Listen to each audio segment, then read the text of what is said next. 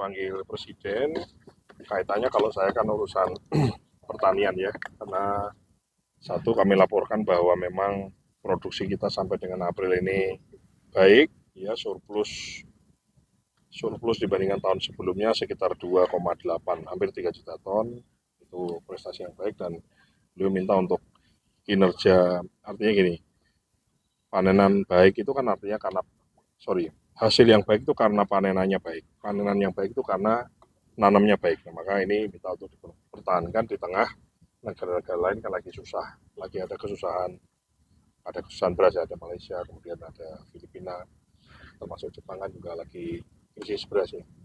Itu satu. Yang kedua adalah bagaimana program Koperasi Desa Merah Putih kan sudah tahu ya, di bawah Menteri Koperasi, bagaimana pertanian bisa ikut andil di situ, bagaimana nanti koperasi menjadi bagian, bagaimana kita juga bisa ikut menyerap panenan petani dan juga menyalurkan sembako yang harganya baik, harganya murah, terjangkau kepada seluruh petani. Apakah itu pupuk, pestisida, termasuk sembako, termasuk beras, minyak goreng, dan seterusnya.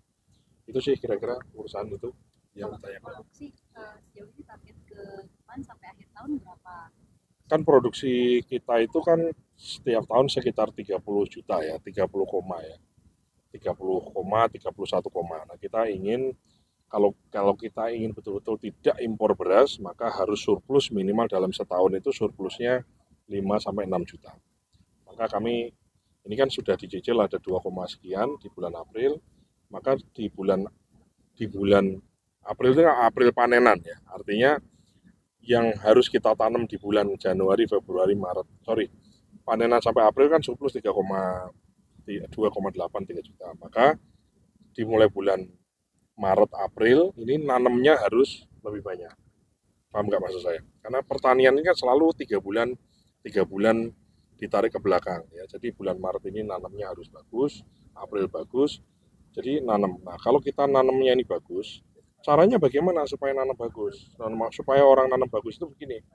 Begitu panen harus segera dipanen, segera dijual dan tanahnya segera diolah. Jadi jeda antara panen dengan olah tanahnya itu nggak boleh lama. Itu yang kita lagi push ke daerah-daerah. Di Kementerian Pertanian nggak ada orang, hampir tidak ada orang tinggal di kantor. Semuanya kita push, kita dorong semua di kelompok-kelompok tani, semua untuk supaya setelah panen segera nanam. Nah, kalau udah nanam nanti kan produktivitasnya jadi lebih banyak ya. Jadi dalam setahun bisa panen 2 kali, 3 kali ya.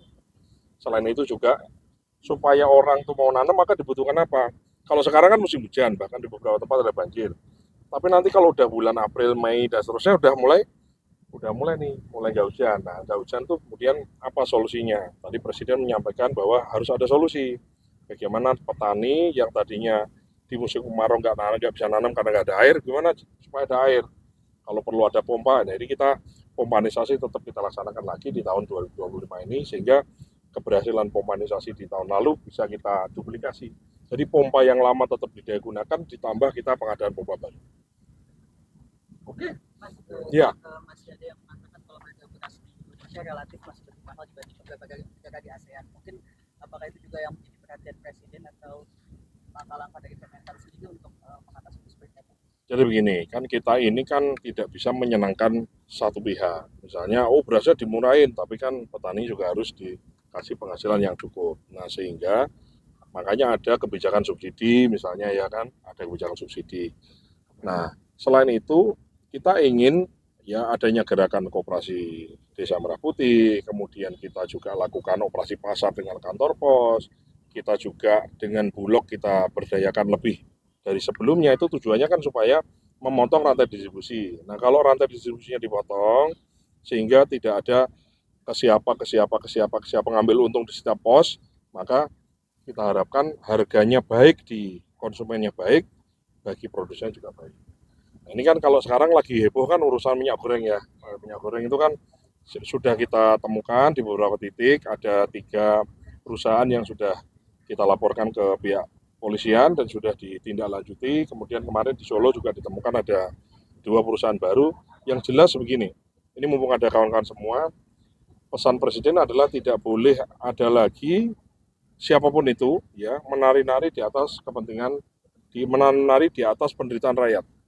Maksudnya begini, jangan sampai hanya ingin untung sesaat, kemudian rakyat yang banyak dikorbankan. Nah, kayak ngurangi timbangan, ngurangi kualitas, ngurangi volume, itu kan udah jelas kejahatan lah ya. Kalau kita ngomong agama itu udah ada tuh di Al-Quran tuh, ngurangi timbangan tuh neraka eh, ancamannya. Tapi selain ancaman neraka, kalau udah nanti di akhirat masuk neraka, juga akan ditindak tegas. Kalau dulu-dulu mungkin, nah kalau sekarang Pak Prabowo ingin sekali rakyat itu mendapatkan kualitas pelayanan baik produk maupun jasa dengan kualitas yang baik, dengan kualitas yang semestinya.